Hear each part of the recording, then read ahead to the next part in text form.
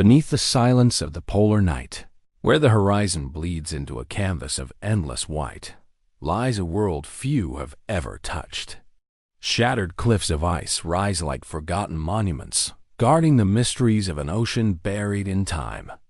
These frozen seas whisper of civilizations erased, of creatures that roam before memory, and of secrets that the earth itself has tried to conceal beneath its glacial veil. This is not just a story of ice. It is a story of endurance, of loss, and of the hidden truth beneath the surface of a vanishing world. Before we embark on this journey, remember to like, share, and subscribe, so that the voices of forgotten worlds continue to echo, reaching those who still dare to listen. At the edge of the polar world, where the ocean collides with eternity, rise walls of ice so vast they seem to scrape the heavens. They tower like the remnants of a forgotten kingdom, jagged and luminous, shimmering with hues of blue so deep they could swallow the sky itself. To approach these cliffs is to feel small, as though standing before a cathedral not built by human hands, but by the slow, relentless breathing of the earth.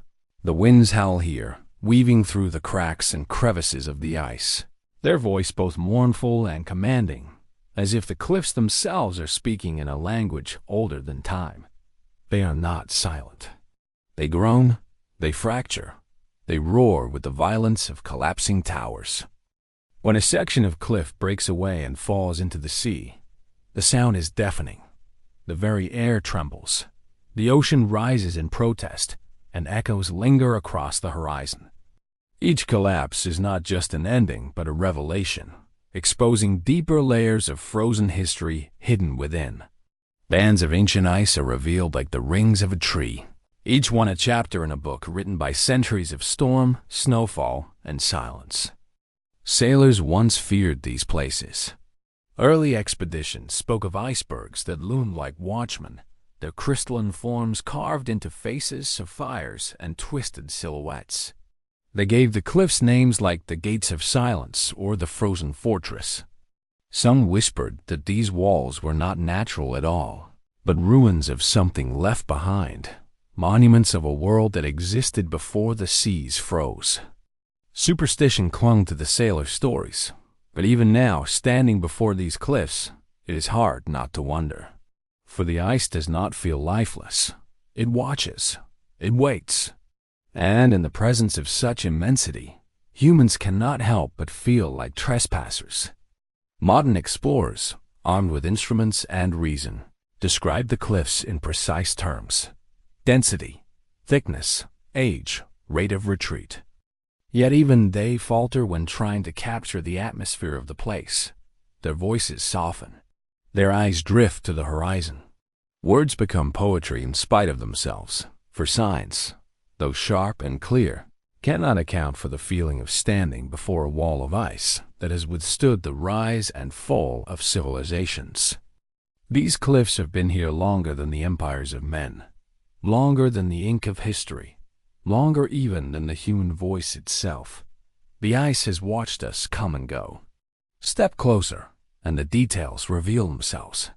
Fractures spider across the surface, glowing faintly as light refracts through depths unseen. Water trickles from fissures, whispering softly before vanishing into the ocean below. In some places, bubbles of air shimmer in frozen suspension, tiny prisons holding the breath of creatures long extinct. To break open such a bubble is to inhale the atmosphere of another world. And here, in these bubbles, lies one of the ice's greatest secrets: memory. The cliffs remember everything. They are libraries of snow, preserving the rise and fall of climates, the ebb and flow of oceans, the very rhythm of Earth's heartbeat. The memory is heavy, and memory demands to be heard. At night, when the world falls silent and the auroras dance overhead, the cliffs are transformed.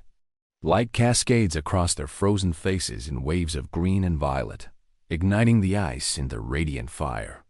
Shadows lengthen, shapes shift, and the cliffs appear alive, guardians carved in crystal, keeping secrets locked beneath their frozen skins.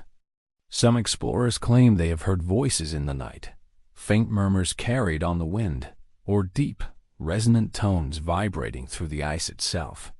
Skeptics dismiss this as the creaking of glaciers, the natural symphony of frozen giants under strain. But those who have felt it know better. The cliffs are not simply shifting, they are speaking.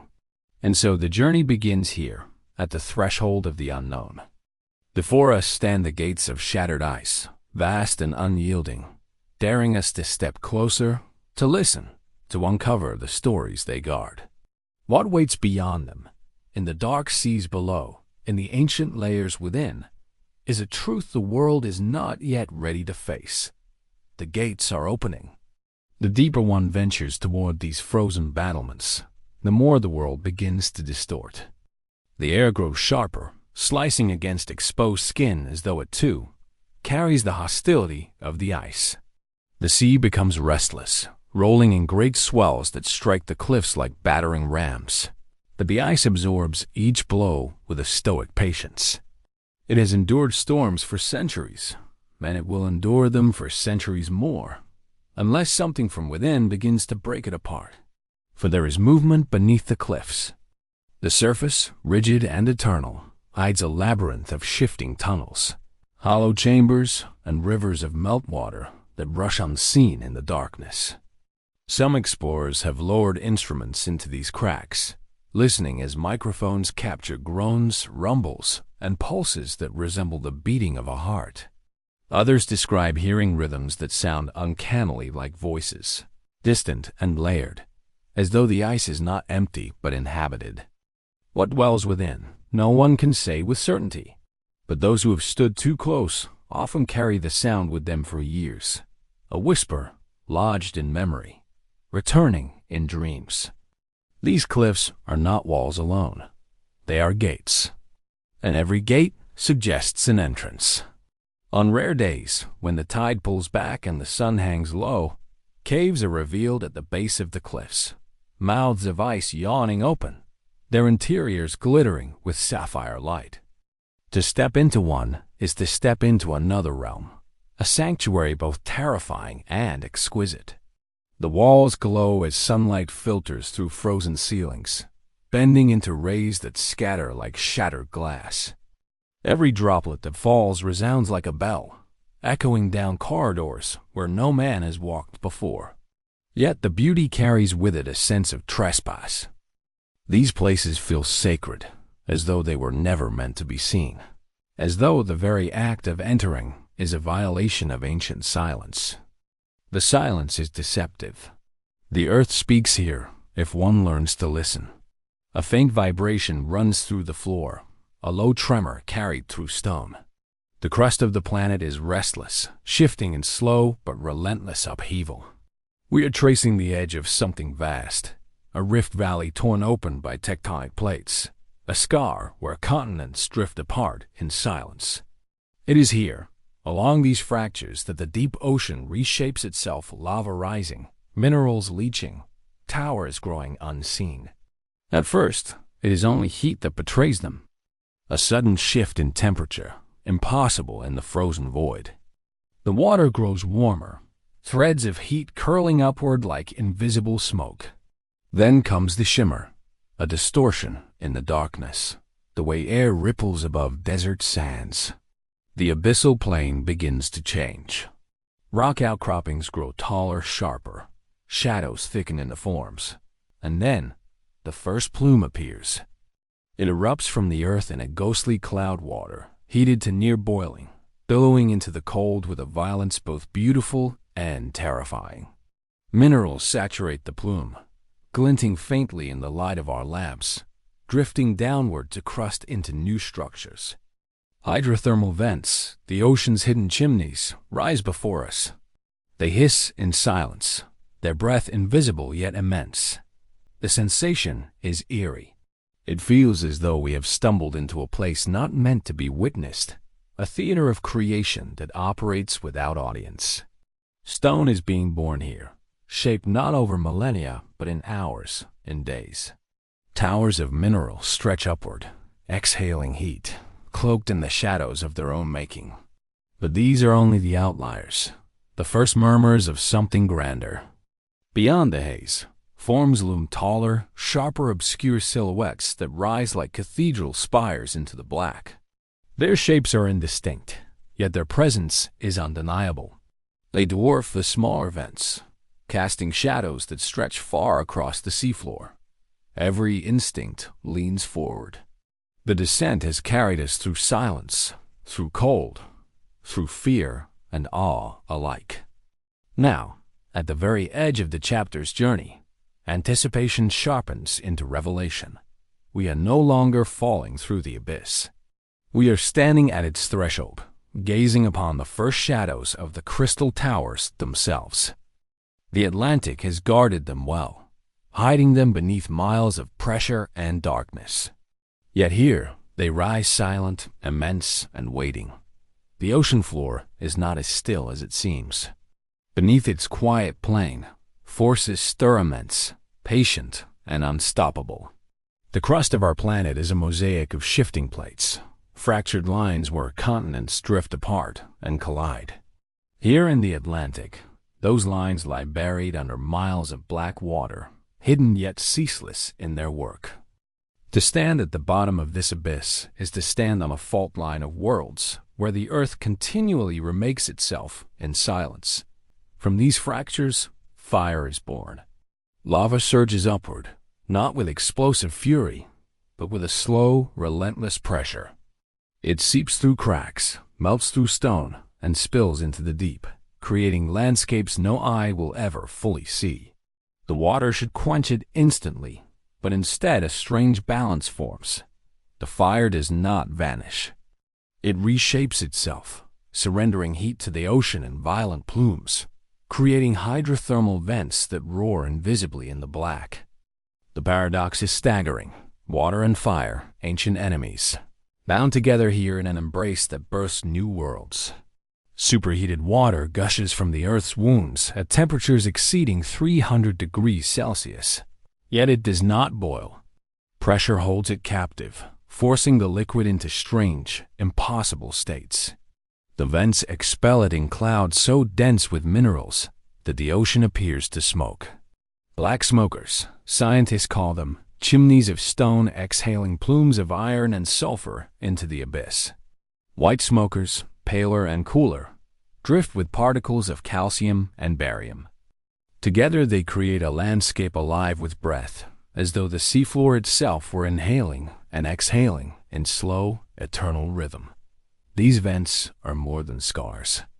They are architects. Each exhalation leaves behind a trace of mineral, layering stone upon stone, building walls, ridges, and eventually towers. Some grow only a few meters tall, fragile as glass. Others rise like fortresses, spiraling skyward into the black, mineral spires sculpted by the unseen hand of chemistry and heat. Over centuries, they become monumental structures so vast that they resemble the ruins of an ancient city swallowed by the sea. The closer we draw, the more alien this landscape feels. The vents shimmer like mirages, their plumes bending light, distorting the darkness into wavering curtains. Heat radiates outward, carrying with it the stench of sulfur, metallic and sharp. Minerals glitter in the water like dust motes suspended in a beam of sunlight, though no sun has ever touched this place. The towers gleam faintly where our lights strike them, surfaces encrusted with crystal, streaked with metallic veins, glowing faintly with the warmth that still pulses from within. This is the forge of the deep, a place where the earth reveals its rawest power, unshaped by time or weather. On the surface, mountains erode, rivers carve valleys, storms devour coastlines. But here, beneath miles of ocean, creation is uninterrupted. Stone is not worn away, but constructed, raised upward from fire into cathedral-like forms. It is a reminder that the earth is not finished, not static, not quiet. It is alive, and it is still building. And in this crucible, mystery deepens.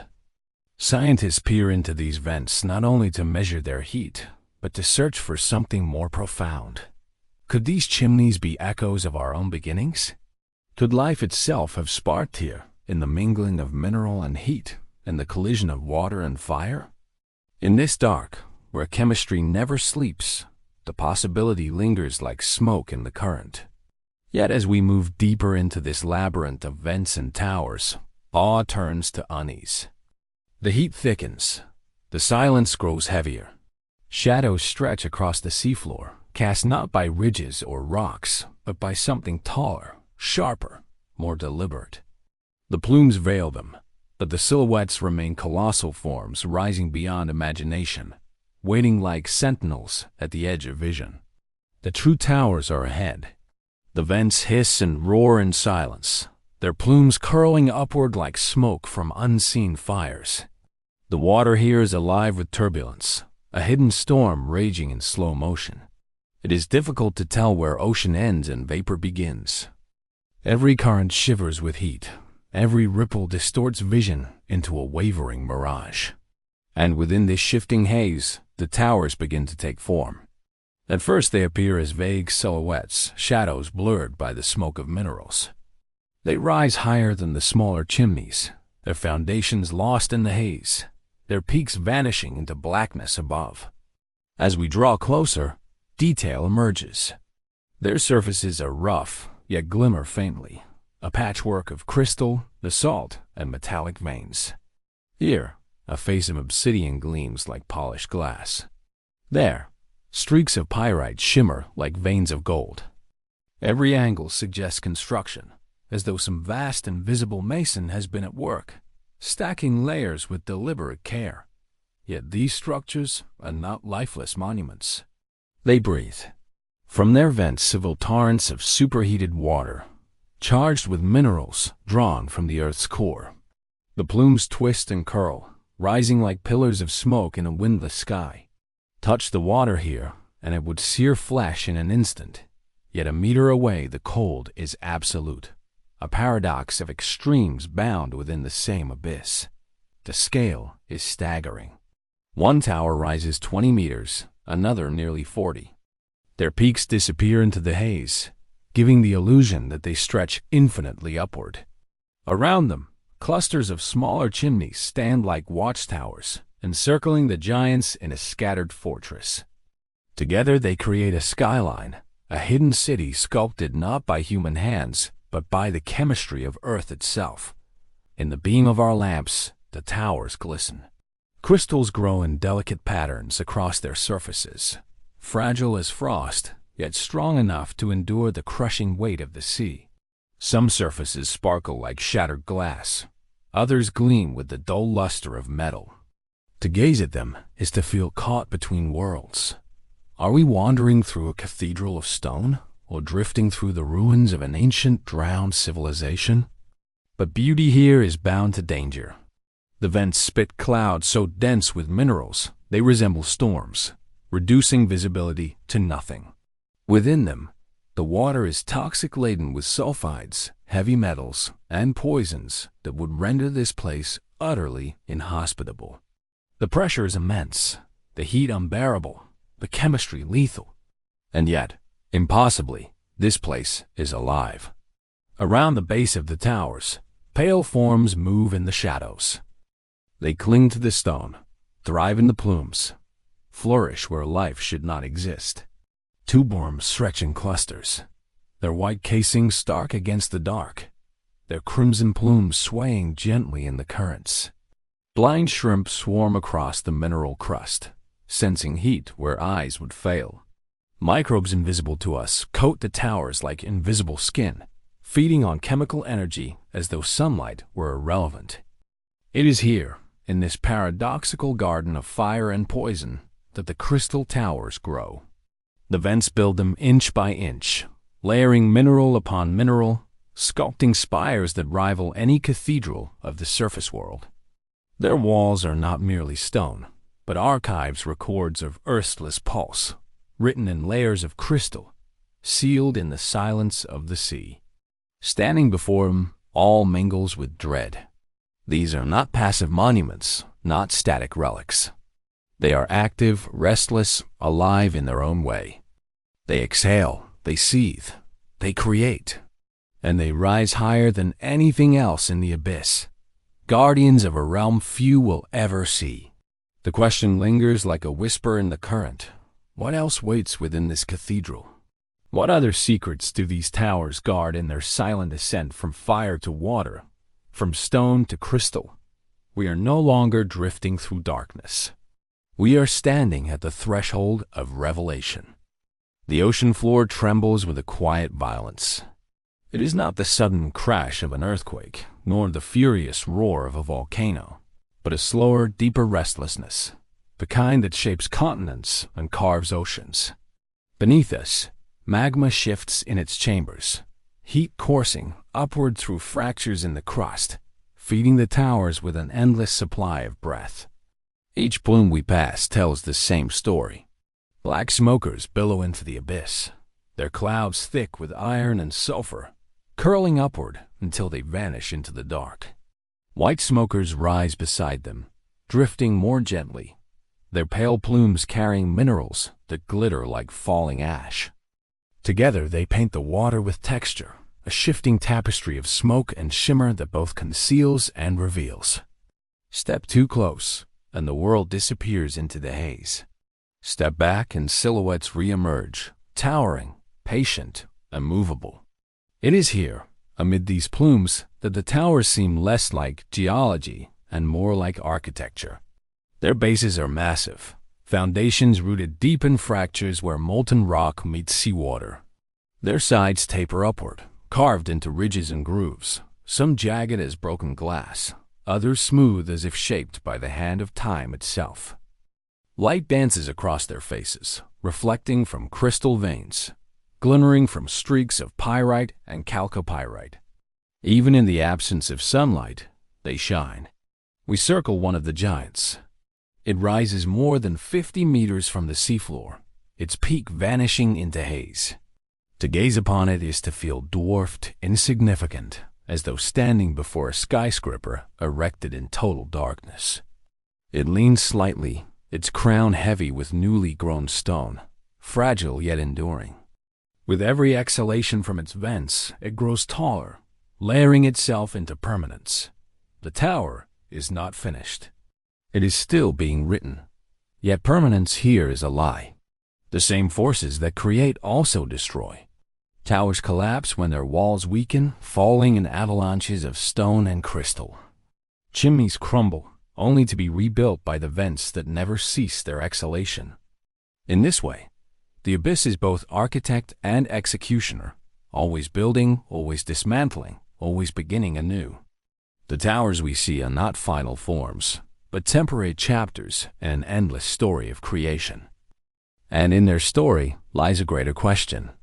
For in these vents, these chimneys, these improbable cathedrals of mineral and fire, some scientists see echoes of our own beginnings. Could life have sparked in places like this, billions of years ago, when Earth itself was still raw and untamed? Could the mingling of heat and chemistry have birthed the first fragile cells, nurtured in the mineral wombs of towers long since crumbled into dust? It is a haunting thought that the origins of life may not be traced to sunlight and surface, but to the blackness of the abyss, to vents exhaling into darkness, to towers grown in fire and silence. That perhaps, in these very plumes, we glimpse not only the birth of stone but the blueprint of existence. The towers loom in silence, as though holding their secrets close. The plumes curl upward, obscuring their peaks, shrouding them in perpetual twilight. Around their bases, life clings stubbornly to the impossible, thriving where it should wither. The airless, sunless dark feels less like emptiness and more like a beginning. We drift back, letting the haze swallow the giants once more. Behind us lies the descent, the endless fall through darkness. Around us, the vents breathe and roar in silence. Ahead, obscured by smoke and shadow, lies a revelation still greater than this, for the towers we have seen are but fragments. Deeper in the rift valley, beyond the veil of plumes, something larger waits. Structures more colossal, more crystalline, more improbable than any we have yet encountered. The true citadels of the abyss. And so Chapter 2 closes not with answers, but with anticipation. The earth has shown us its forge, its fire, its patient artistry. But what lies ahead is something stranger, monuments that rise not only as stone, but as symbols, shimmering in the dark like secrets half revealed. We turn toward them, into the haze, into the unknown. The haze begins to thin. The smoky plumes that once smothered the world now drift aside, pulled into the currents of the deep. Through their unraveling veil, shapes appear vast, rising, unmistakable.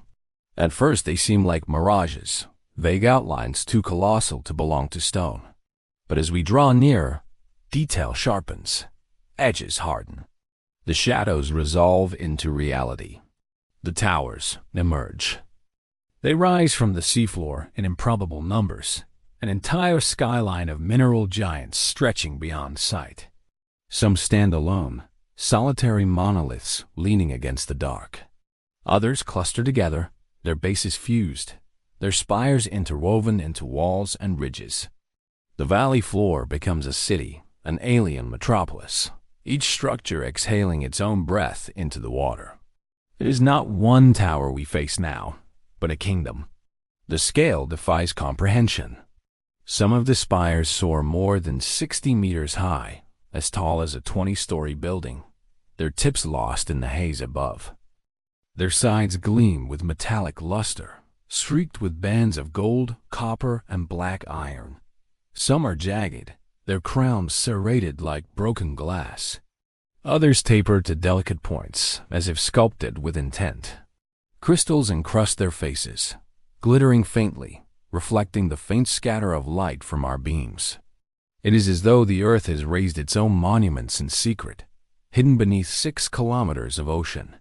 Towers more intricate than castles, more enduring than cathedrals, more alien than any ruin on land. And yet, they are not ruins at all. They live, they grow, they breathe. For the towers are not silent. Around their crowns, the vents exhale in rhythm, plumes rising like smoke from chimneys. Each exhalation is a sign of life, not biological, but geological, elemental. Heat surges upward from the crust, carrying minerals that harden the instant they touch seawater, layering the towers grain by grain, ring by ring. In their slow construction, they mirror trees, growing outward as much as upward, recording their own history in walls of crystal and ore. We drift closer. The sound of the sub fades, replaced in the imagination by the roar we cannot hear. For if sound could travel to us here, it would be a furnace's voice, the echo of worlds being built. The plumes curl upward, turbulent, carrying fragments of shimmering particles that scatter like starlight. To pass among them is to walk through a storm of stars. But the towers are more than stone and smoke. Life clings to them, thrives upon them, as if drawn to the impossible. Pale crabs scuttle across their ridges, their shells ghostly in the gloom. Tube forms extend from cracks and crevices, their bodies anchored deep within the mineral walls, their crimson plumes waving like banners in the current. Shrimp cluster near the vent mouths, immune to heat that would destroy anything from the surface. Their translucent shells glow faintly in our beams, fragile yet unyielding. The city is alive, not in the way of forests or reefs, but with a rhythm older, stranger, born not from sunlight but from fire. Each tower is both a furnace and a refuge, a paradox where death should reign but life endures. To witness it is to feel the rules of existence bend, rewritten by the abyss. And still, the towers rise. They show no sign of stopping, no hint of exhaustion. Day after day, year after year, they build themselves, higher and higher, until collapse comes. Even destruction feeds creation, for when one tower falls, its rubble seeds the foundation of another. The city does not die, it transforms. It is eternal in motion, forever breathing, forever becoming. We glide above them, looking down. From this vantage, The towers resemble spires reaching toward the surface, like hands raised from the deep. Their arrangement feels deliberate, almost ceremonial, as though they form a cathedral whose congregation is the abyss itself. In their presence, the mind cannot help but wander. If towers such as these exist here, could they exist elsewhere? On other worlds, beneath other oceans, on moons cloaked in ice? Might Enceladus or Europa hide their own cities of stone, their own cathedrals of fire, breathing in the silence of alien seas? The towers whisper possibilities too vast to ignore. Here, in this valley, the Earth reveals its architecture in full. Not random, not chaotic, but purposeful, patient, and endlessly creative. The towers are both monument and mystery, rising from nothing, growing toward infinity. And this is only the beginning. For deeper still, hidden beyond this skyline, lies something even greater: structures not merely tall, but colossal. Towers that eclipse all others, crystalline fortresses that dwarf our imagination. What we see now is but the outer ring of the city. The heart of it lies ahead, waiting. We press forward into the true core of the abyss.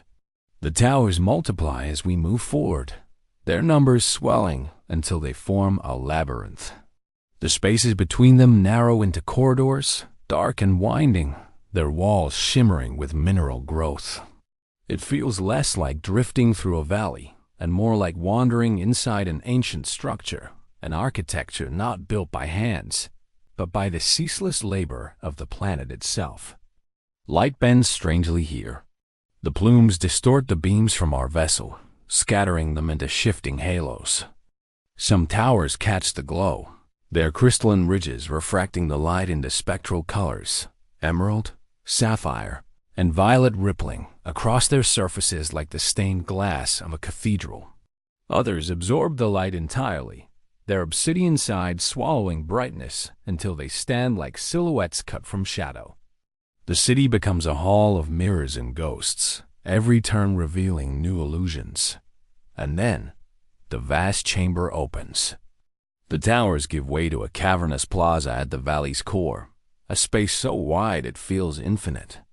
Here, the greatest of the spires gather. They rise not as scattered columns, but as a unified assembly, clustered like pillars holding up the ocean itself. Their crowns stretch beyond sight, merging with the darkness above, so that one cannot tell where stone ends and void begins. We are standing before an altar. The sensation is unmistakable. The plaza feels deliberate, as though the earth has carved a sanctuary in the deep. The towers are arranged with symmetry, their spacing almost architectural, as if planned. Some lean toward one another, their tops bending until they nearly touch, forming arches of stone and mineral. Others rise side by side, twin pillars anchoring invisible gates. Together, they create a hall so immense it dwarfs any cathedral built on land. The air, or what would be air, if this were above the surface, would echo with silence. But here, silence has a weight of its own.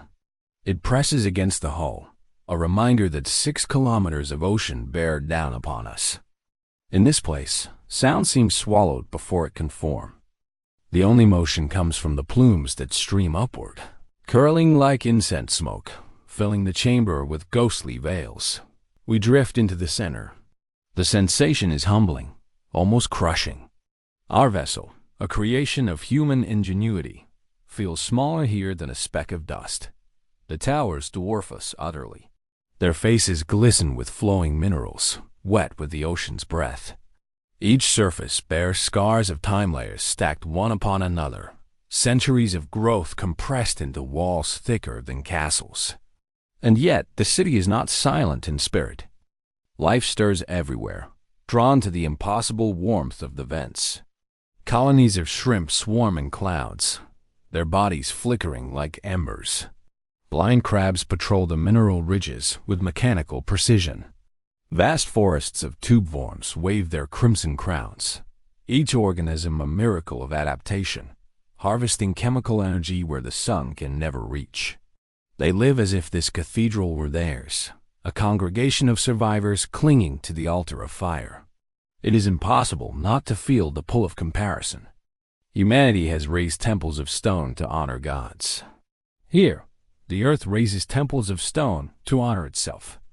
These towers are both monument and mechanism, both symbol and source. They are proof that creation does not require light, that life need not bow to the tyranny of the sun. And in their presence, questions awaken. Are these towers alive in their own way? They breathe, they grow, they collapse and rebuild. Their walls pulse with heat, their veins run with mineral blood. To stand among them is to sense a vitality beyond our understanding. Perhaps not consciousness, but something elemental, an awareness born of fire and stone. The chamber seems endless, yet there is movement ahead. Beyond the plaza, faint silhouettes rise, taller still, their forms obscured by the haze. They loom in the distance like giants waiting in the mist. If what we have seen so far is the city, then those are its citadel structures so massive they challenge belief. We push onward into the shadow of giants. The towers of the outer city now seem small in comparison, like steps leading toward a throne. The abyss deepens not downward, but outward, revealing chambers within chambers, each more immense than the last. It is here, in the heart of the crystal metropolis, that we begin to sense a truth too vast to articulate. This is not just geology.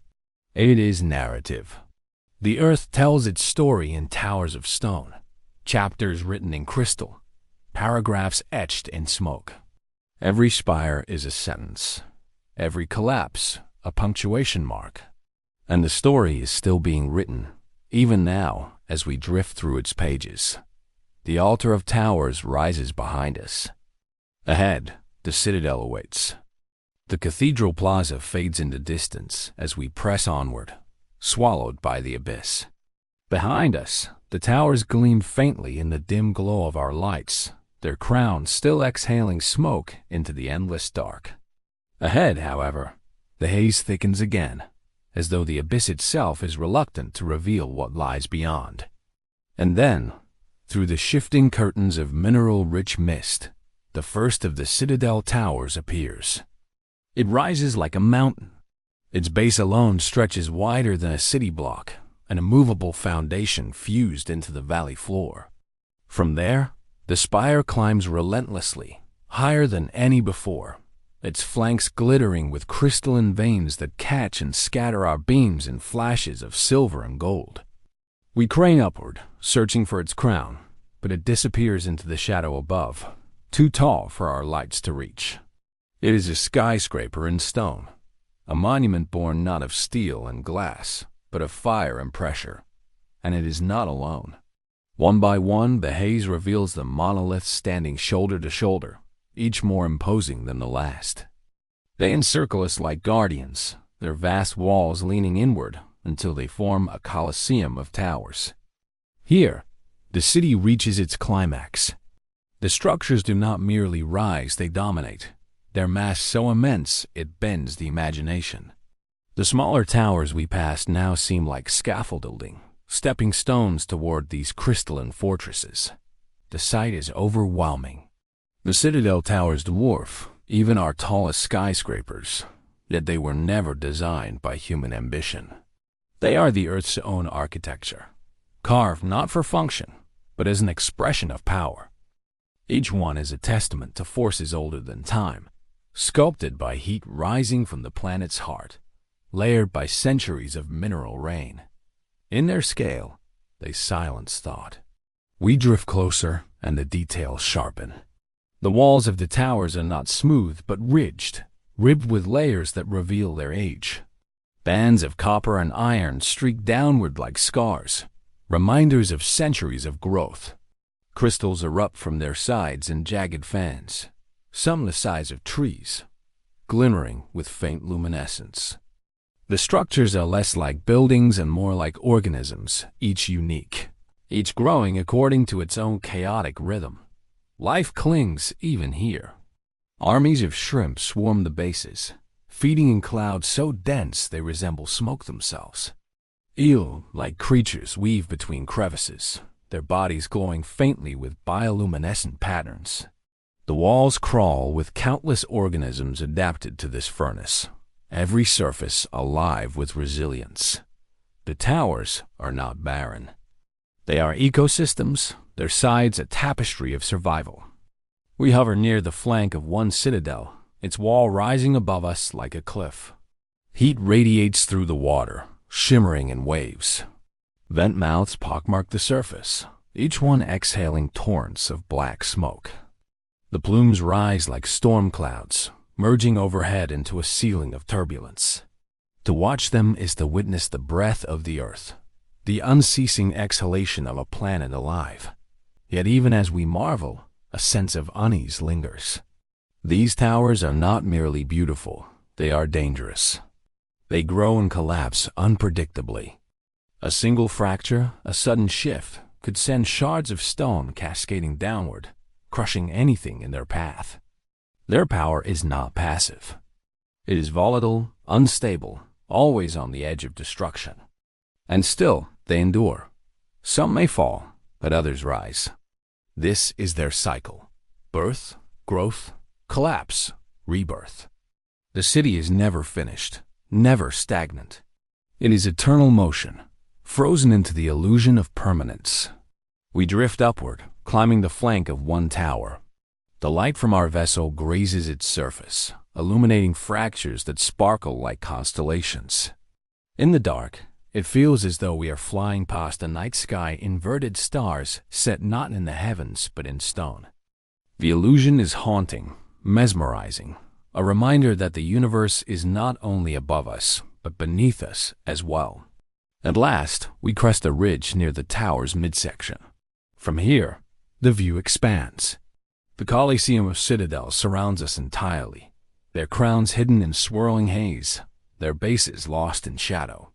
We are suspended in the heart of an impossible chamber, a space that feels more like a world than a structure. And then, a realization settles. We are still not at the center. The citadel towers, immense as they are, form a perimeter. Beyond them lies a deeper void, a hollow space untouched by our lights. From that darkness emanates a faint shimmer, a glow too subtle to define, yet distinct enough to draw the eye. It is not the shimmer of minerals, nor the flicker of bioluminescence. It is something else, something hidden, waiting. The citadel towers are not the end. They are guardians. Beyond their walls lies the true secret of the abyss. The citadel towers rise behind us like titans, their colossal spires lost in haze. Passing between them is like slipping through a gate, an initiation into a realm even stranger, even more profound. Their walls lean inward, arching above until they almost meet, forming a vaulted passage of stone and smoke. We drift through its shadow, and the sensation is unmistakable. We are being ushered forward, guided deeper, towards something concealed. The water grows hotter here. Invisible waves shimmer around us, bending light, warping the outlines of our surroundings. Every surface seems to ripple, as though the abyss itself were breathing. Our instruments flicker with restless signals, temperature spikes, chemical surges, whispers of instability. This is no longer simply a city of towers. It is the planet's furnace, a chamber where Earth bears its rawest force. And then the passage opens. Before us lies a hollow greater than any yet seen. The towers fall away, and the seafloor drops into a wide basin, its edges lined by walls of crystalline cliffs. From this bowl rises a structure unlike the rest. It is not a spire, not a cluster, but a singular monolith, an edifice so massive it eclipses all others, a mountain of stone crowned with fire. It glows. From fissures in its flanks, molten light spills outward in faint spectral hues. Gold seeps through its cracks, pulsing like veins of liquid sunlight. Crimson embers flare in the mist, diffused by the smoke into halos that shimmer in the water. It is not a glow that illuminates. It is a glow that breathes, alive, rhythmic, steady as a heartbeat. The monolith is the heart of the abyss. Its presence silences thought. Compared to this, the citadel towers feel like attendants, guardians standing in reverence. This central structure is the altar, the throne, the axis upon which the valley turns. Its base is so wide that its edges vanish into the basin's curve.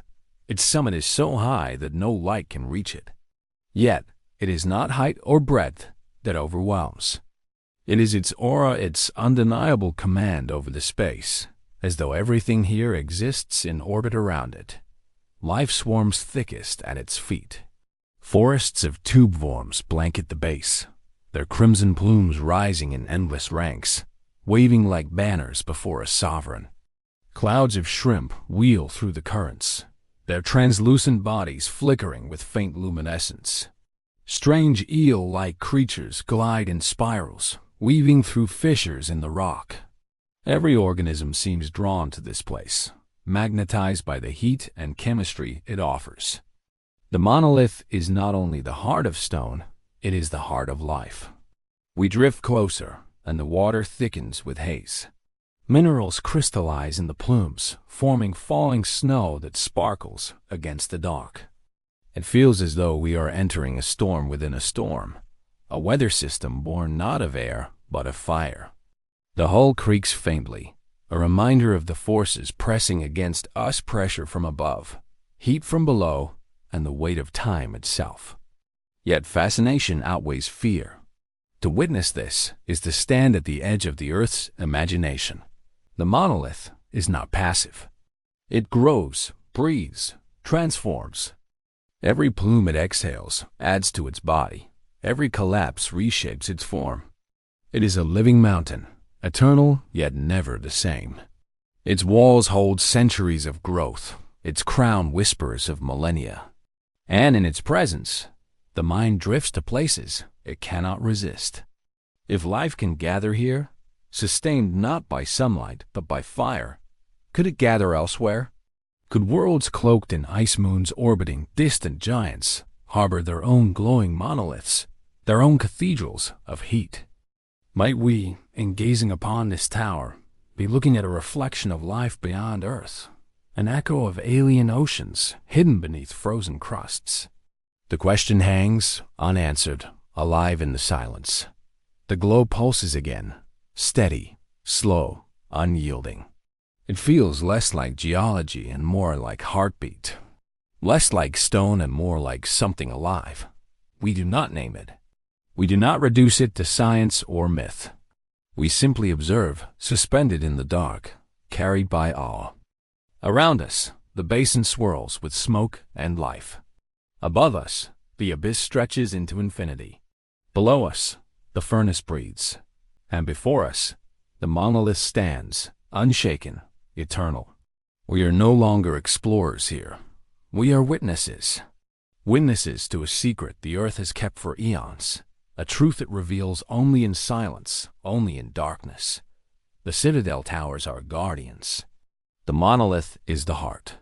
And together, they form a city beyond imagination, alive, eternal, sacred.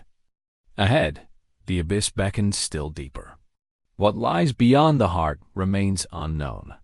But as the glow fades in the haze behind us, one certainty lingers. The story is not over. The towers have emerged, but the ocean has more secrets yet to reveal. The glow of the monolith fades behind us, swallowed by distance, smoke, and shadow. Its heartbeat lingers in the imagination, a phantom rhythm that echoes long after it vanishes from view. We leave the city of towers behind, the crystalline spires shrinking into silhouettes until even they are erased by the abyss. Ahead lies only darkness, vast and unbroken, as though the ocean itself has drawn a curtain over what comes next. The descent feels different now. Before, there was anticipation, the thrill of discovery, the awe of encountering forms too immense to believe. Now, there is weight. The pressure is not only physical, though the crushing mass of 6 kilometers of ocean bears down upon us without mercy. It is psychological, spiritual. We have seen the impossible, and yet the abyss insists there is more. Our lights cut into the dark, pale beams, dissolving almost instantly in the murk.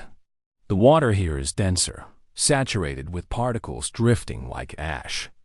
It is as though we are moving through the residue of something vast, remnants shed from the towers above. The current is sluggish, heavy, carrying with it the faintest traces of warmth, as though even here the earth's breath reaches out and whispers. Silence stretches. The ocean waits.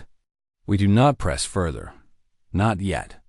To advance blindly would be arrogance. To retreat would be cowardice. So we hover at the boundary, suspended between awe and dread, knowing the abyss is watching, weighing, deciding. And as we wait, one final vision emerges. Deeper in the trench, beyond even the glowing vents, something vast stirs. It is not a shape we can fully perceive, only a shift in the darkness, a mass so large it distorts the very water around it. The Guardian's lights flicker at once, synchronizing in sudden intensity, as if saluting, as if submitting. Whatever dwells in the trench is greater than them, greater than us, greater than comprehension. The abyss has revealed its children, but their parent remains unseen, and it is waiting. Their lights flicker erratically, no longer in harmony, but in frantic bursts, as though disrupted by something overwhelming. They peel away from us, spiraling downward into the trench, toward the source of the disturbance. The current surges in their wake, dragging silt into thick clouds that swallow our view.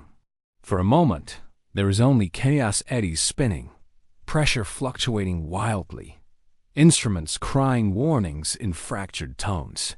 And then, through the storm, a pulse. It is not sound, not vibration, something deeper. A resonance that trembles through the hull, through our bones, through thought itself. It is not heard but felt, as though the abyss has placed its hand upon us.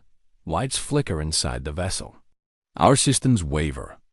And yet, in that trembling, there is rhythm, deliberate, patterned, as if the trench itself is breathing. The haze clears. What emerges is not a creature, not in any sense we understand. It is a presence, a vastness, a shadow with no clear edge, occupying the trench like a living continent. It does not move as animals do. It shifts, folds, expands, as though the abyss itself has gathered into awareness. At first, we mistake its body for the trench walls. Rock and void fuse together. But then, lines of light begin to trace across its surface. Vast currents of luminescence, curling like veins, branching into spirals that spread across the darkness. The Guardian's glow pales beside it. Their flickers synchronize once again, aligning with the rhythm emanating from this vast shape. They are not guardians at all. They are servants. The presence turns toward us. It has no face, no eyes. And yet, we feel its gaze. A focus so immense it crushes thought. The pulse grows stronger, each wave a pressure that pushes deeper into mind and marrow. For a moment, there is no sense of self, only the abyss, folding us into its awareness, dissolving boundaries. And then, images. Not seen but impressed, burned into consciousness. Visions of fire, of molten rivers flowing in darkness. The earth's heart convulsing, birthing towers of crystal, seas of boiling water, clouds of steam that never touch the sky. Time collapsing into moments of creation. The abyss was not merely carved by the earth. It was the earth's architect. The presence is not animal. It is elemental. A consciousness born not of neurons, but of pressure and fire. A memory of the planet itself. The Guardians swirl below it, their lights pulsing in reverence, their patterns no longer chaotic but perfectly synchronized to its rhythm. They orbit the shape like moons around the planet, their movements ceremonial, ritualistic. They do not act as individuals, but as extensions, fragments of a larger whole. The resonance deepens. The visions sharpen. We see oceans rising, falling, reshaping the crust of continents. We see cathedrals of stone torn down and rebuilt by floods of molten fire. And threaded through it all, a singular message presses against the mind. We are not the first to witness. We will not be the last. It is not communication in words. It is recognition. A simple fact. The abyss has seen countless arrivals, countless watchers, across spans of time so vast they erode meaning. Others have come, then weighed, then measured. Their fates remain unspoken. And then, the resonance changes. It narrows, focuses. The presence does not dissolve back into the trench. It leans closer. The water itself bows inward, currents bending, as if space itself is folding around its attention. The guardians flare brighter, their lights piercing the gloom, arranging themselves into spirals and lattice that echo the crystalline towers above. They are not warning us. They are presenting us, offering us. The abyss waits for our response.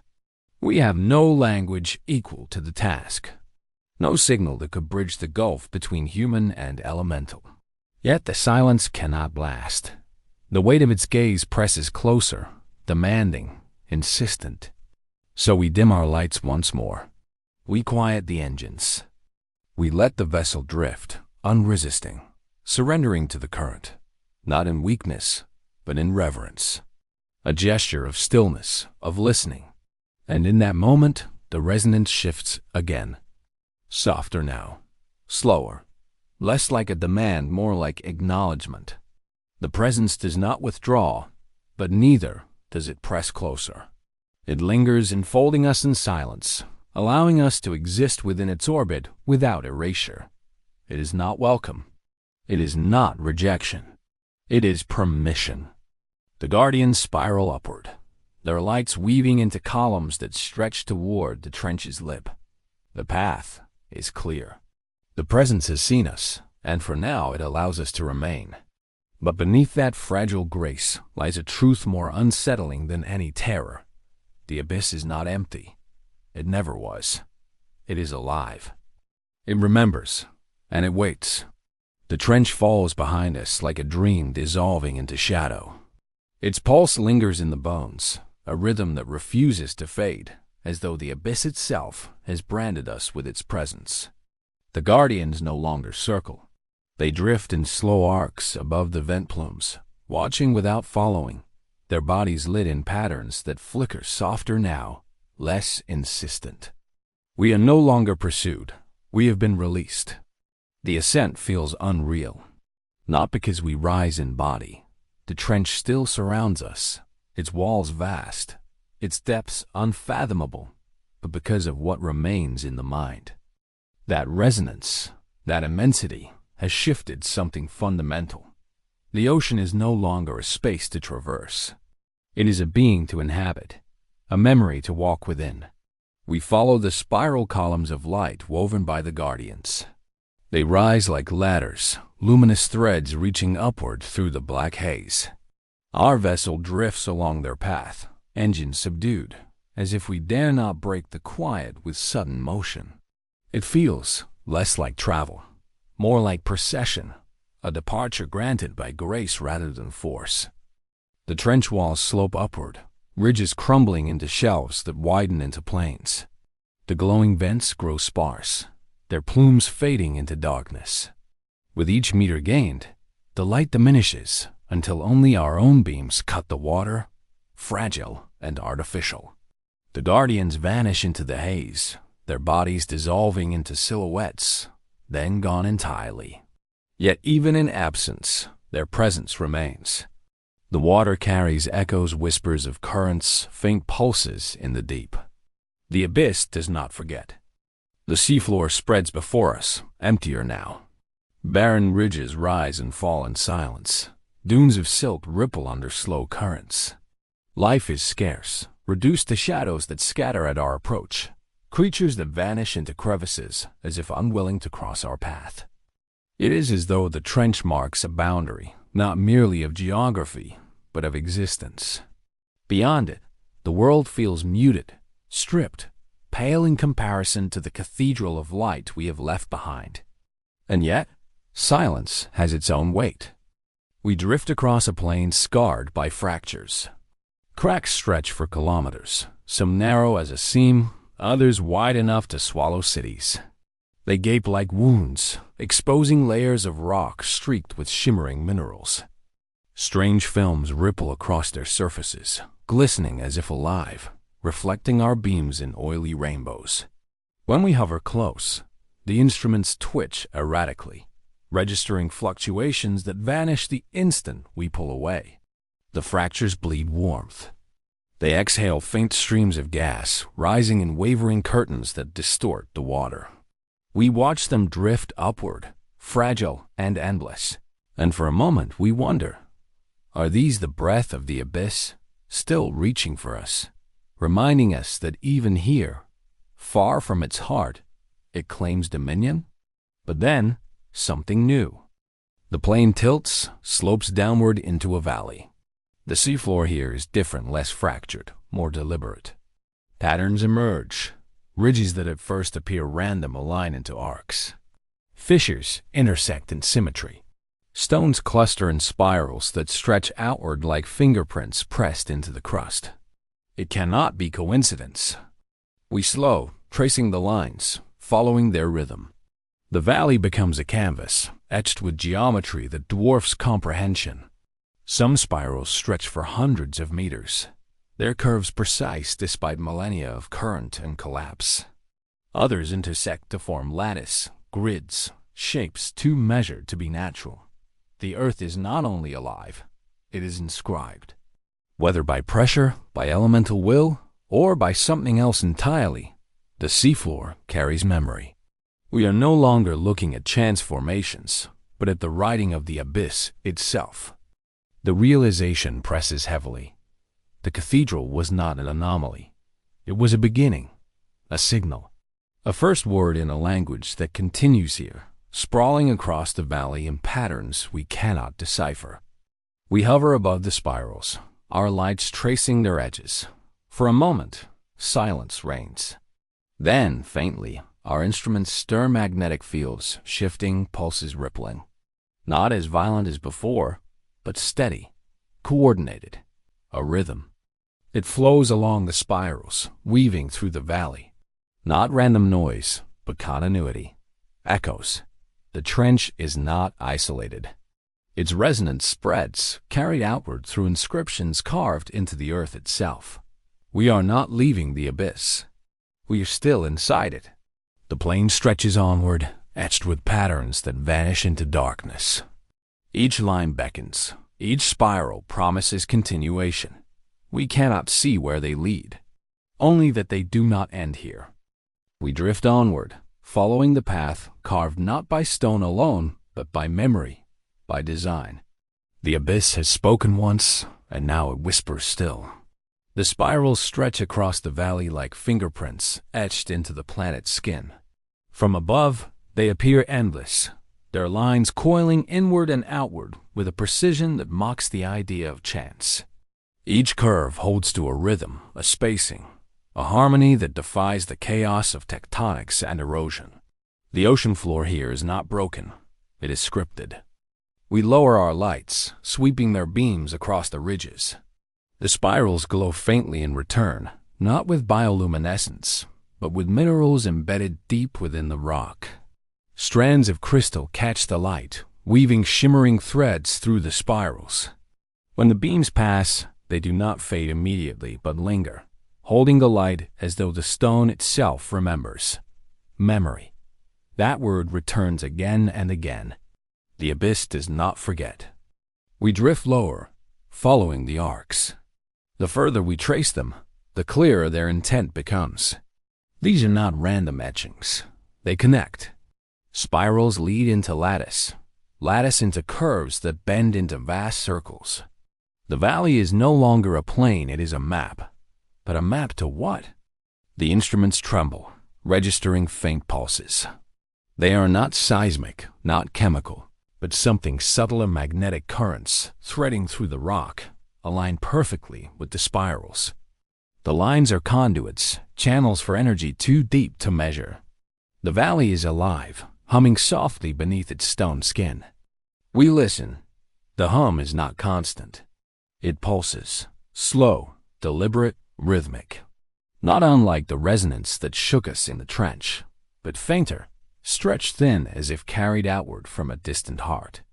Each pulse flows along the spirals, spreading like ripples across the seafloor, vanishing into darkness where the patterns continue beyond our sight. It is not merely a map. It is a network. The realization is staggering. The trench was not a singular cathedral, but a node, a nexus, a core within a lattice that stretches far beyond. The crystalline towers were one formation. This valley is another. Together, they are part of something larger, an architecture spanning the abyssal world, hidden beneath oceans vast enough to conceal it for eternity. But why? The question gnaws at the silence. What purpose drives such design? The spirals are not useful to life as we know it. They are not shelter, not feeding ground. They are symbols. Structures meant to hold meaning, to channel force, to preserve memory. And in the stillness, we realize this is not meant for the ocean. It is meant for those who can see. The abyss does not carve at random. It inscribes for witnesses. Whether guardians, travelers, or interlopers like us, the spirals exist to be found, to be read, to remind. Of what? Of time. Of power. Of presence. The water thickens with silence. Our vessel drifts over one immense circle, so vast it dwarfs the towers we left behind. Its edges glow faintly with crystal veins, its center a smooth depression etched with smaller spirals nested inside each other. A spiral within a spiral, collapsing inward without end. It feels less like a shape and more like a statement. Infinity. The resonance rises again. Our instruments flare, not violently but insistently. Pulses travel through the spirals, racing along their arcs, converging toward the circle beneath us. The seafloor responds, glowing faintly, as if acknowledging our presence. We are not only observers. We have triggered something. The pulses quicken, forming patterns. Long, short, short, long. They repeat, shift, repeat again. It is not random. It is language. Not words in any tongue we know, but rhythm, structure, intention. We are listening to the abyss speak. Yet its voice is not gentle. The pulses swell, shaking the water, pressing against the hull. Lights flicker, currents churn. The spirals glow brighter, the minerals along their veins blazing until the valley is awash with spectral light. The abyss is no longer whispering, it is proclaiming. And in that radiance, the truth becomes unavoidable. The spirals are not passive records. They are active conduits. Messages carried across the ocean floor, linking trench to valley, valley to tower, tower to realms still unseen. The abyss is not silent. It is a system, a living archive, a network that binds the deep together. The pulses fade as suddenly as they began, leaving the valley in shadow once more. Our instruments quiet, though faint aftershocks linger, as though the seafloor still vibrates with the echo of its proclamation. We hover in silence, minds reeling, hearts heavy. What have we stumbled into? A message written not for us, but for itself. Or for others.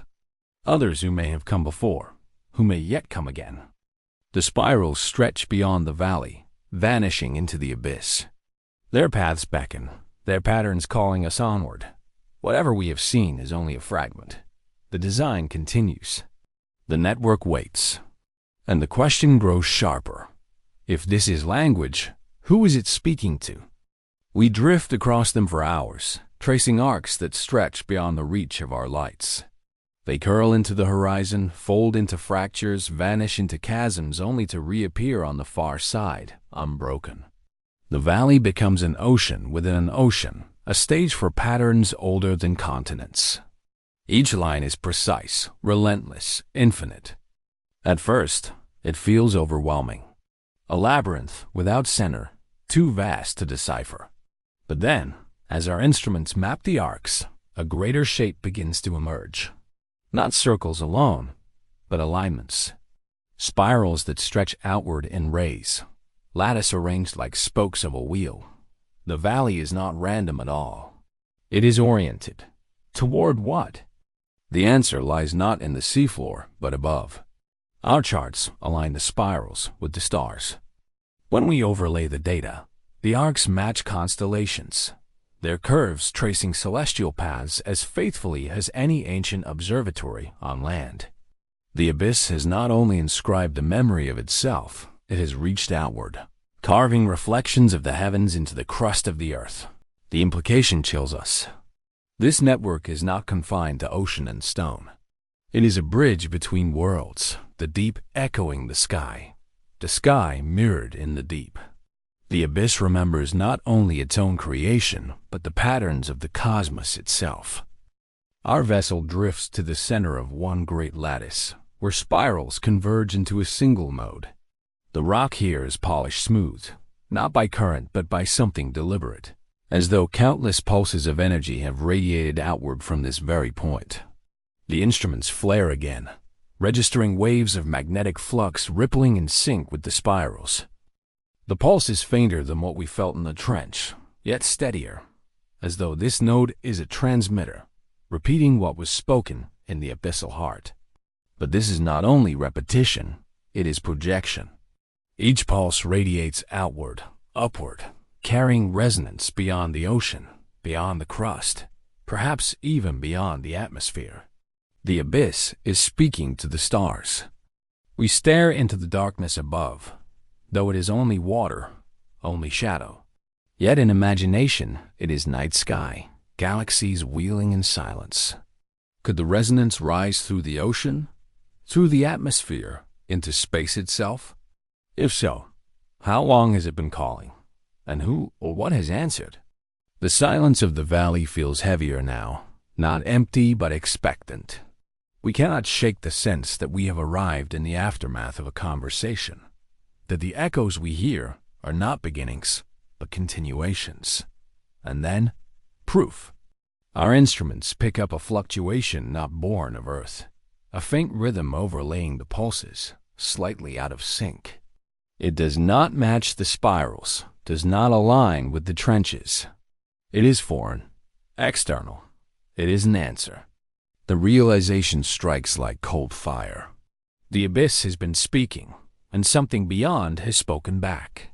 Whether across centuries or seconds, whether from orbit or from unimaginable distances, the truth is the same. The network is not a monologue. It is a dialogue.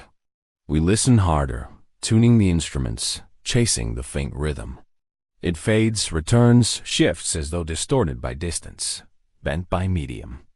Yet, its presence is undeniable. The ocean floor is not broadcasting blindly. It is part of a system engaged in exchange, call and response, pulse and counterpulse. The spirals glow faintly as another wave ripples across them. The rock trembles underfoot, the crystals along the arcs flaring with brief light. It is as though the valley itself celebrates the exchange, repeating it endlessly, weaving the foreign rhythm into its own. We are intruders, uninvited, yet we have stumbled into the midst of a conversation older and larger than humanity. The question sharpens into dread. Who are the other voices? Not the guardians, we have seen their reverence, their servitude. Not creatures of the trench, they are extensions of the presence, not its correspondents. The answer must lie elsewhere, beyond water, beyond stone.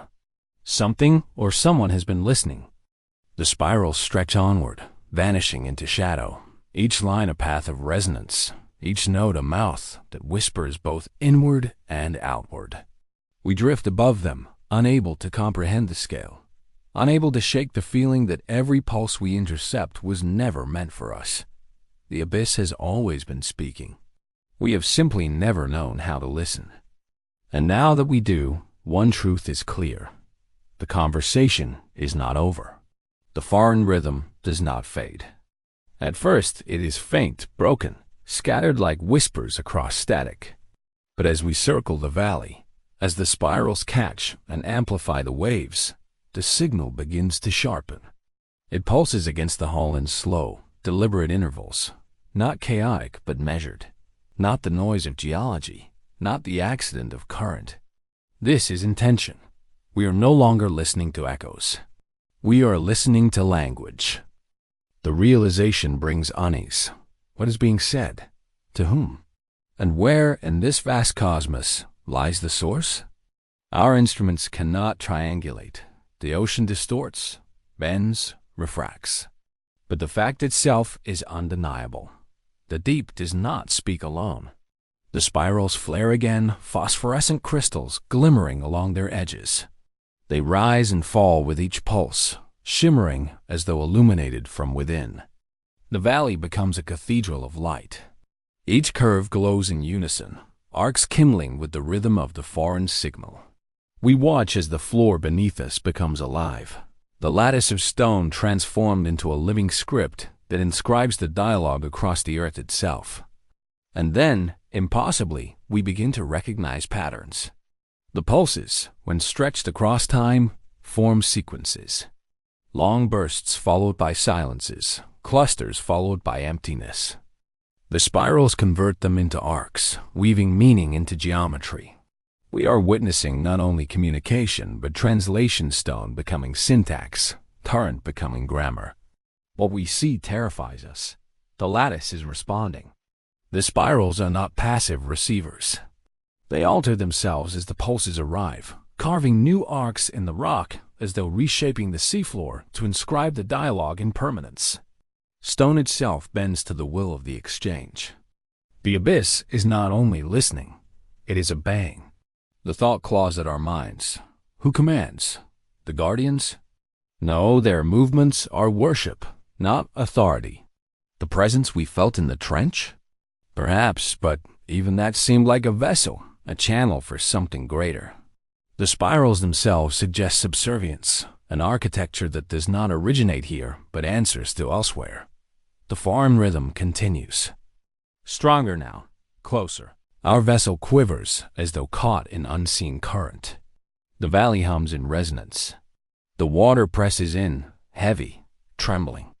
It feels as though the ocean itself has become a diaphragm, vibrating with each pulse. The sensation is physical. Our bones ache with the rhythm. Our teeth buzz in their sockets. We do not belong here. And yet, we cannot turn away. The spirals shift again, arcs glowing with heightened intensity. They spiral not inward but upward, as though directing energy toward the surface. A column of resonance surges from the valley floor, a soundless beam that cuts through water and rock, reaching into sky and beyond. For a moment, we glimpse the intention. The spirals are not meant for Earth alone.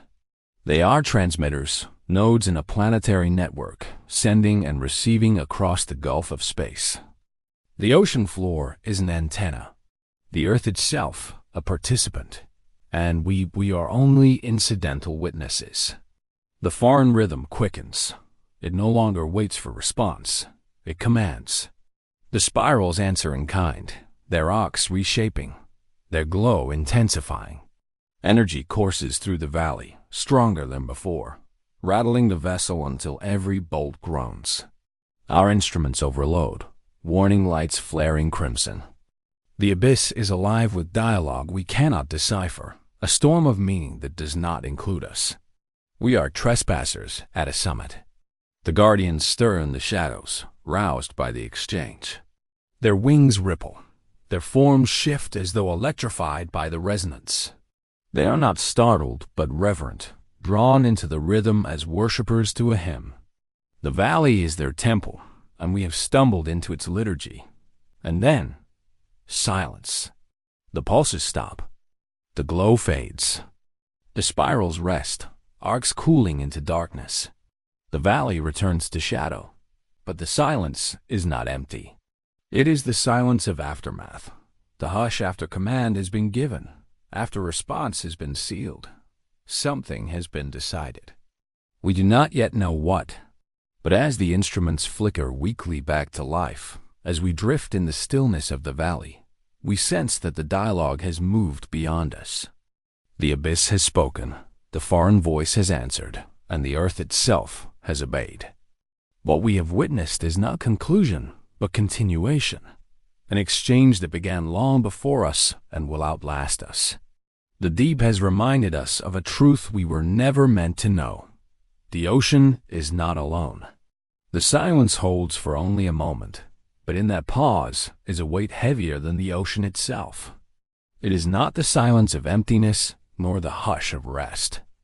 It is the silence of aftermath, the quiet that lingers when something vast has shifted, when the unseen machinery of the world has turned and left us stranded in its shadow. Our vessel drifts among the spirals, their crystalline arcs now dim and lifeless. Yet, even in their slumber, we feel them watching, listening. The glow may be gone, but the power remains, woven into the stone like an ember waiting to be stirred. Every surface of the valley hums faintly, too deep to be heard, too subtle to be measured, but felt vibrating in our bones, rattling against the edges of our thoughts. It is not over. It has only begun. The ocean floor shifts. At first, it is only a tremor, the faint groan of rock beneath pressure. But then the seafloor exhales, thin streams of luminous mist spiraling upward from fissures in the stone. They drift like smoke, pale and ghostly, catching on unseen currents that coil and twist through the valley. The mist glows faintly, the same soft radiance as the spirals themselves, as though part of them had been set loose into the water. We are not witnessing geology. We are witnessing awakening. The guardians respond. From the shadows, they emerge, moving with new urgency. Their wings beat slowly, reverently, drawing them into formation around the mist. They drift in unison, weaving between streams of light like pilgrims circling an altar. Their movements are synchronized, deliberate, no longer wandering but purposeful. Whatever command the spirals obeyed, it now guides these sentinels as well. One approaches close, its vast form blocking the faint glow from our lamps. For a heartbeat, its eye, if eye it can be called, flares with a pulse of the same rhythm we felt moments ago, the foreign cadence that struck across the valley. It does not threaten, does not attack. It only watches, a witness to us as much as we are to it.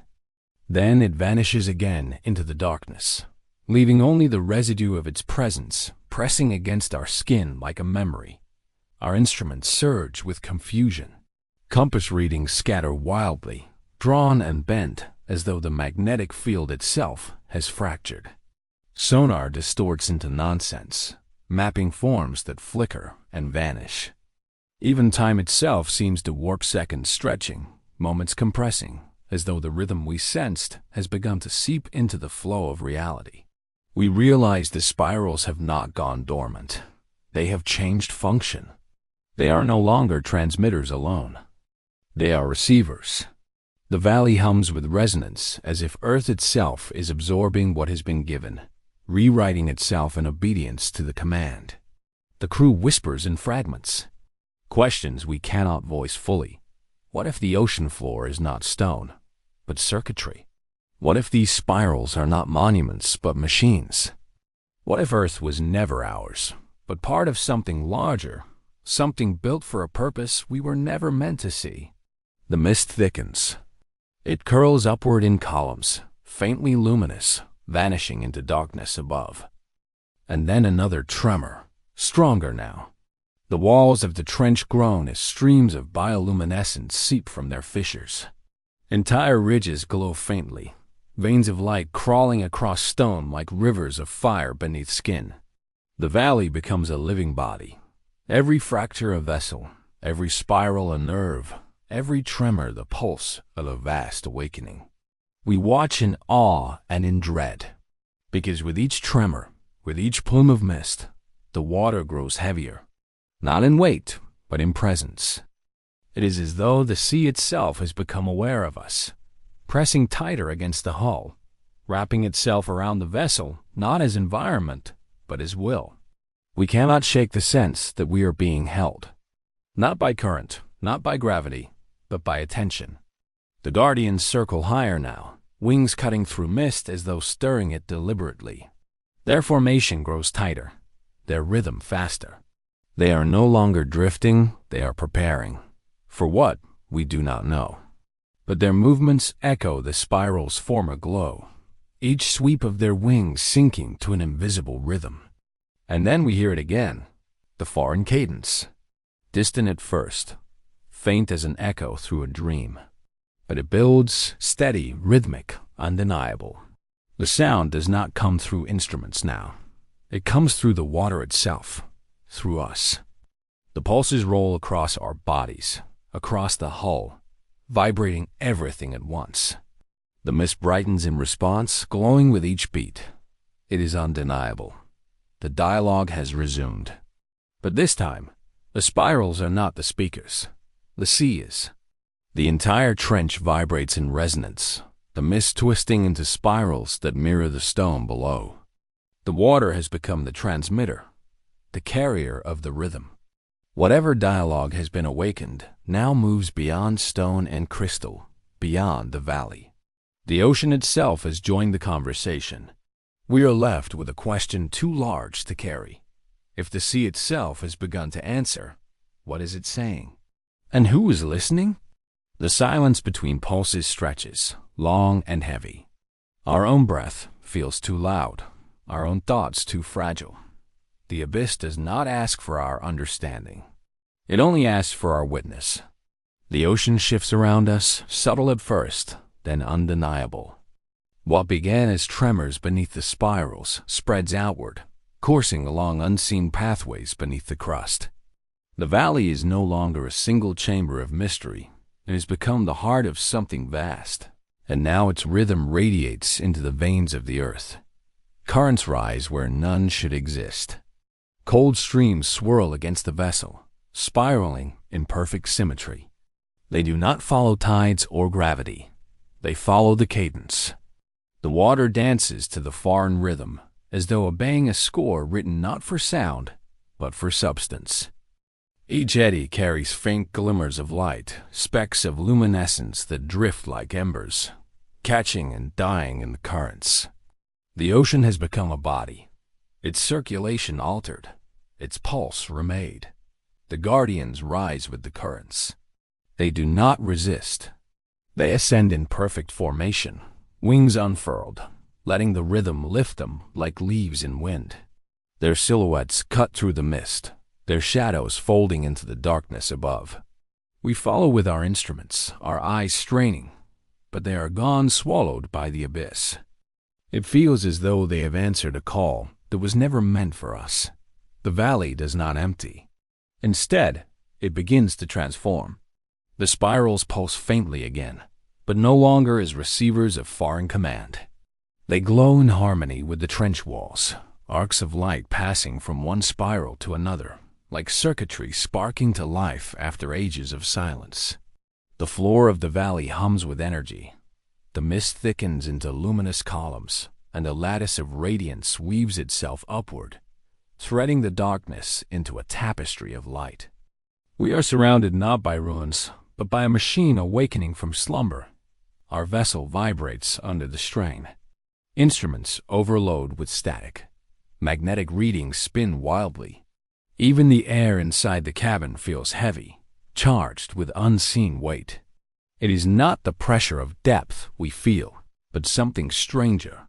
The presence of force moving through us, through steel, through flesh, as though the rhythm has begun to use every material as its conduit. We realize this is not confined to the trench. The resonance spreads. Seismographs report distant tremors across the seafloor, rippling outward in patterns that mirror the spirals. Ridges shift, vents flare, mountains shiver. The ocean's skin reacts in sympathy, waves above surging, though no storm stirs the air. Somewhere far beyond, coasts may already feel the echo, subtle and unexplained, the sea answering a call humanity cannot hear. But here, in the trench, the change is immediate. The fissures along the walls widen, exhaling torrents of glowing mist. The water becomes luminous, saturated with pale radiance, as though dawn had broken beneath the sea. The light refracts endlessly, turning the abyss into a mirrored cathedral, every movement reflected, every shadow doubled. It is beautiful, unbearably so. And yet beneath the beauty lies unease, for beauty here is not meant for us. The guardian's absence lingers. We wonder if they have departed to carry the resonance elsewhere, if their role was only to awaken, not to remain. Or perhaps they wait above, circling in silence, bound to currents now beyond our reach. Their vanishing leaves the valley emptier, yet more alive. The guardians were not the source of power. They were only its stewards. The true awakening belongs to the sea, and the sea does not awaken gently. The pulses grow stronger, reverberating against the vessel until every surface groans. Bolts tremble, glass quivers, our own hearts stagger in their rhythm. The cadence forces itself upon us, bending flesh and thought alike. It is no longer something we hear or feel, it is something we become.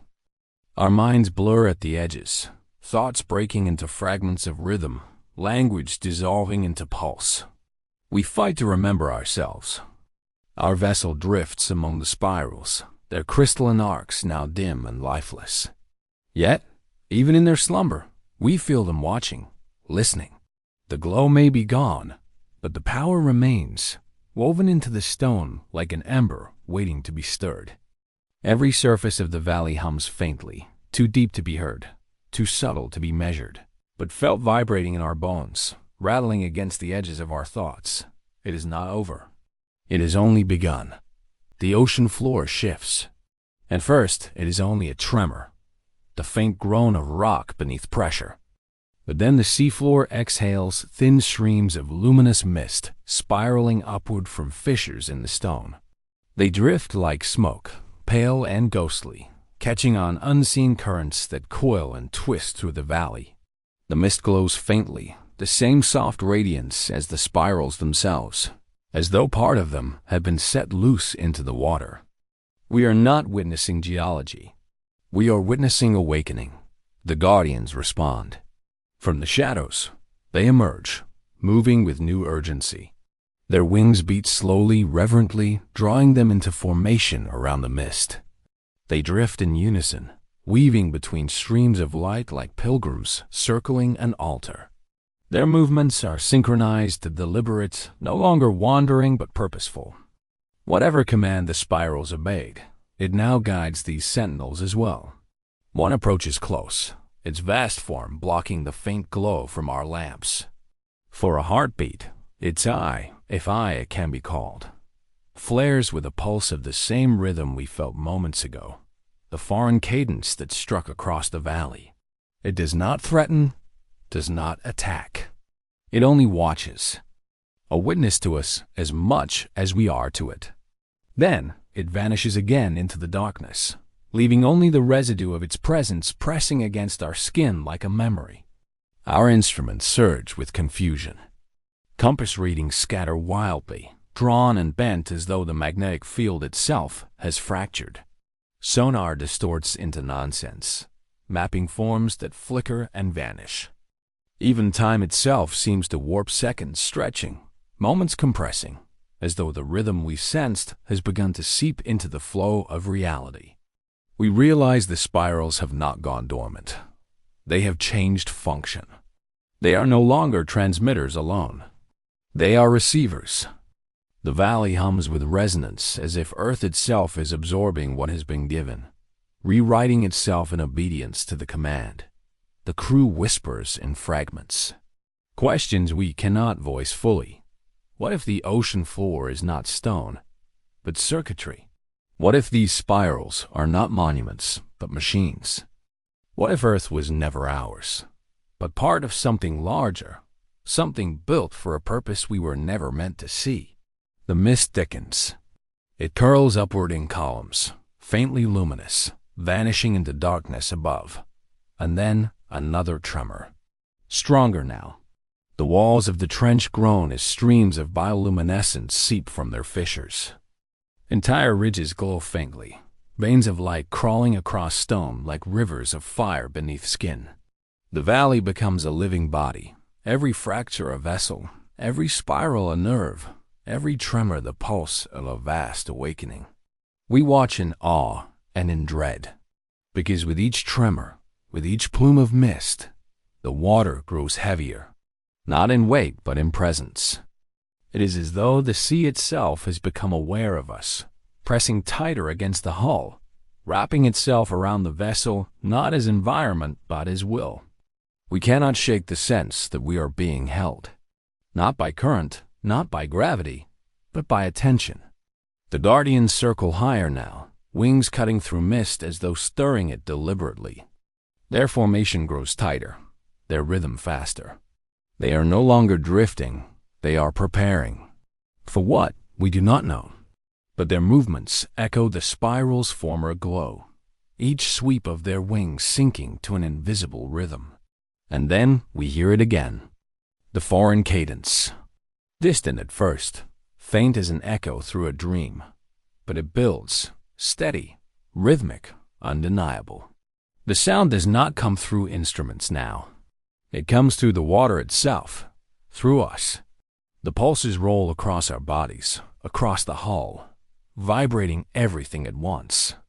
The mist brightens in response, glowing with each beat. It is undeniable. The dialogue has resumed. But this time, the spirals are not the speakers. The sea is. The entire trench vibrates in resonance, the mist twisting into spirals that mirror the stone below. The water has become the transmitter, the carrier of the rhythm. Whatever dialogue has been awakened now moves beyond stone and crystal, beyond the valley. The ocean itself has joined the conversation. We are left with a question too large to carry. If the sea itself has begun to answer, what is it saying? And who is listening? The silence between pulses stretches, long and heavy. Our own breath feels too loud, our own thoughts too fragile. The abyss does not ask for our understanding. It only asks for our witness. The ocean shifts around us, subtle at first, then undeniable. What began as tremors beneath the spiral spreads outward, coursing along unseen pathways beneath the crust. The valley is no longer a single chamber of mystery and has become the heart of something vast. And now its rhythm radiates into the veins of the earth. Currents rise where none should exist. Cold streams swirl against the vessel, spiraling in perfect symmetry. They do not follow tides or gravity. They follow the cadence.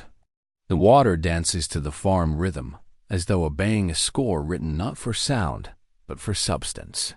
Each eddy carries faint glimmers of light, specks of luminescence that drift like embers, catching and dying in the currents. The ocean has become a body, its circulation altered, its pulse remade. The guardians rise with the currents. They do not resist. They ascend in perfect formation, wings unfurled, letting the rhythm lift them like leaves in wind. Their silhouettes cut through the mist, their shadows folding into the darkness above. We follow with our instruments, our eyes straining, but they are gone, swallowed by the abyss. It feels as though they have answered a call that was never meant for us. The valley does not empty. Instead, it begins to transform. The spirals pulse faintly again, but no longer as receivers of foreign command. They glow in harmony with the trench walls, arcs of light passing from one spiral to another, like circuitry sparking to life after ages of silence. The floor of the valley hums with energy. The mist thickens into luminous columns, and a lattice of radiance weaves itself upward, threading the darkness into a tapestry of light. We are surrounded not by ruins, but by a machine awakening from slumber. Our vessel vibrates under the strain. Instruments overload with static. Magnetic readings spin wildly. Even the air inside the cabin feels heavy, charged with unseen weight. It is not the pressure of depth we feel, but something stranger. The presence of force moving through us, through steel, through flesh, as though the rhythm has begun to use every material as its conduit. We realize this is not confined to the trench. The resonance spreads. Seismographs report distant tremors across the seafloor, rippling outward in patterns that mirror the spirals. Ridges shift, vents flare, mountains shiver. The ocean's skin reacts in sympathy, waves above surging though no storm stirs the air. Somewhere far beyond, coasts may already feel the echo, subtle and unexplained, the sea answering a call humanity cannot hear. But here, in the trench, the change is immediate. The fissures along the walls widen, exhaling torrents of glowing mist. The water becomes luminous, saturated with pale radiance, as though dawn had broken beneath the sea. The light refracts endlessly, turning the abyss into a mirrored cathedral, every movement reflected, every shadow doubled. It is beautiful, unbearably so. And yet beneath the beauty lies unease, for beauty here is not meant for us. The Guardian's absence lingers. We wonder if they have departed to carry the resonance elsewhere, if their role was only to awaken, not to remain. Or perhaps they wait above, circling in silence, bound to currents now beyond our reach. Their vanishing leaves the valley emptier, yet more alive.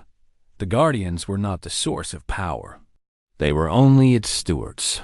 The true awakening belongs to the sea, and the sea does not awaken gently.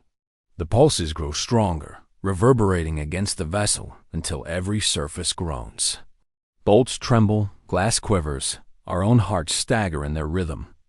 The cadence forces itself upon us, bending flesh and thought alike. It is no longer something we hear or feel, it is something we become. Our minds blur at the edges, thoughts breaking into fragments of rhythm, language dissolving into pulse. We fight to remember ourselves. And then, without warning, the darkness fractured into brilliance. The tunnel widened, opening into a cavern lined with crystal frost that refracted our lights into shimmering constellations. The floor was scattered with pools warmed by geothermal energy, their surfaces rippling with pale blue light as though they captured fragments of the aurora above the ice. Within them, faint filaments of life stirred microbial mats glowing faintly in hues of green and orange, their existence sustained by nothing more than heat and minerals. It was life in its most defiant form, clinging to an environment designed for extinction. To see it here, thriving beneath one of the most hostile regions on Earth, was to witness resilience made visible. Scientists often argued that such extremophiles could be analogs for life beyond Earth, survivors on frozen moons or beneath oceans sealed beneath ice. But here, the proof lived quietly, unobserved, in a cavern hidden beneath miles of relentless cold. We knelt at the pools, watching the microorganisms drift and pulse as though they carried their own inner fire. In the silence, it was easy to believe these tiny colonies were guardians of memory, holding within their fragile bodies the blueprint of Earth's earliest life. The paradox was overwhelming. Beneath the most inhospitable continent on Earth, beneath a volcano feared for its destructive potential, life had found not only a refuge, but a sanctuary. And yet, even beauty carried its dangers. The pools exhaled gases in faint plumes, invisible but deadly if inhaled for too long. We pressed deeper, navigating the labyrinth of heat and stone, guided by the faint tremors that whispered of something greater still waiting. The path narrowed again, forcing us to crawl through fissures where the air shimmered with heat so intense it felt like walking through a mirage.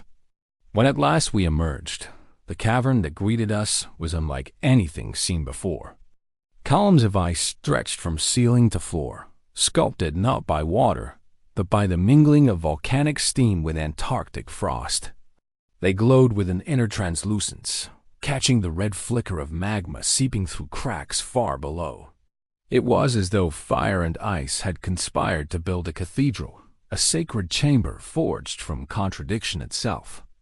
Standing there, it was impossible not to feel the weight of reverence.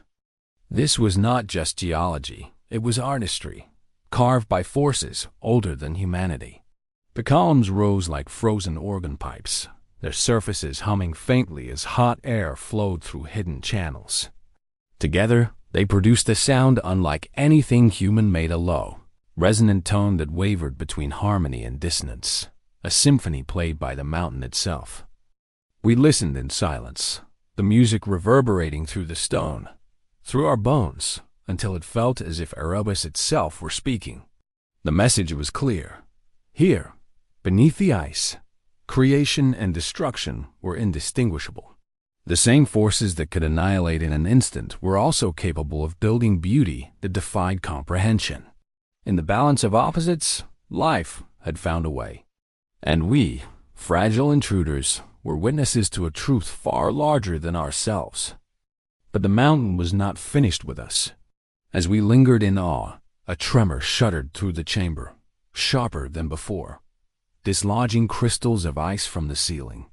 They fell with sharp cracks, shattering upon the stone floor like glass. A hiss of steam erupted from a nearby fissure, the ground warming rapidly beneath our feet.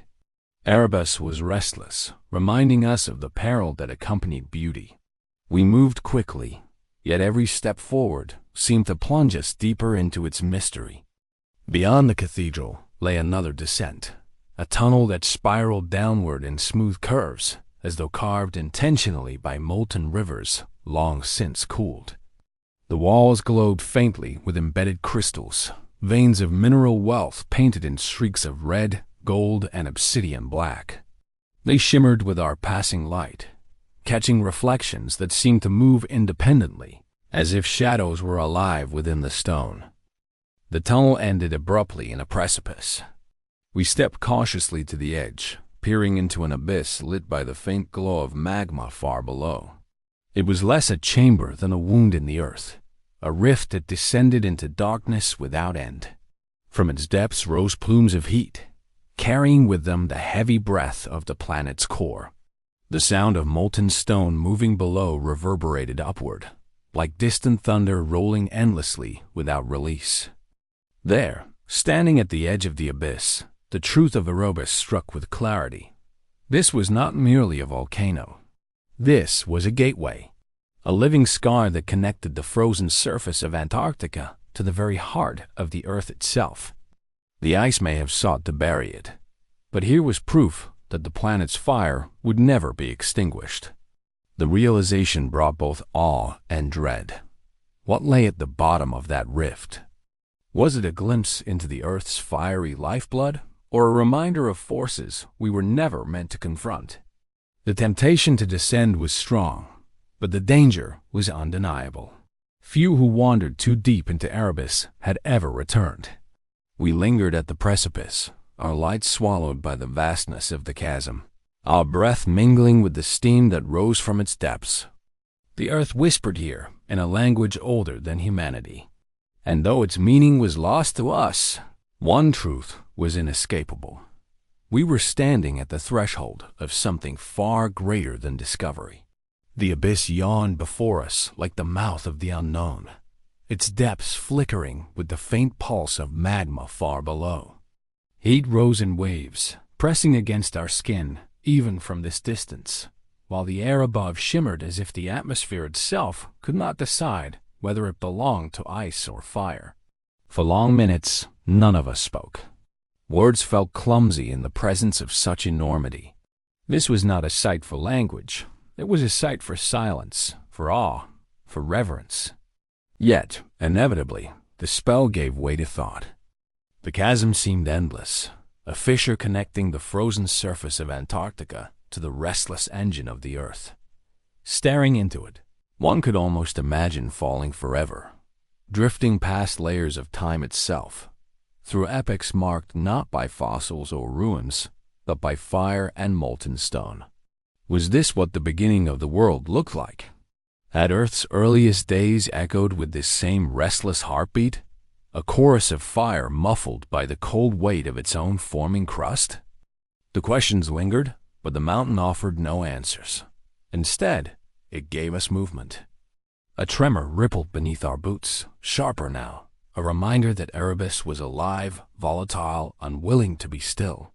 The sound rose like thunder swallowed by stone, reverberating up the walls of the chasm until the entire chamber seemed to vibrate with its fury. Cracks raced along the ice columns behind us, splintering in sharp reports that echoed like gunfire. For an instant, fear seized us, the thought that the mountain might collapse and bury us within its molten veins. But the tremor passed, leaving silence in its wake, a silence so heavy it pressed against the chest. Slowly, the chamber steadied. Slowly, our breaths returned. But the message was clear. We were trespassing on borrowed time, and yet, curiosity urged us deeper. We could not descend into the chasm itself, but the walls,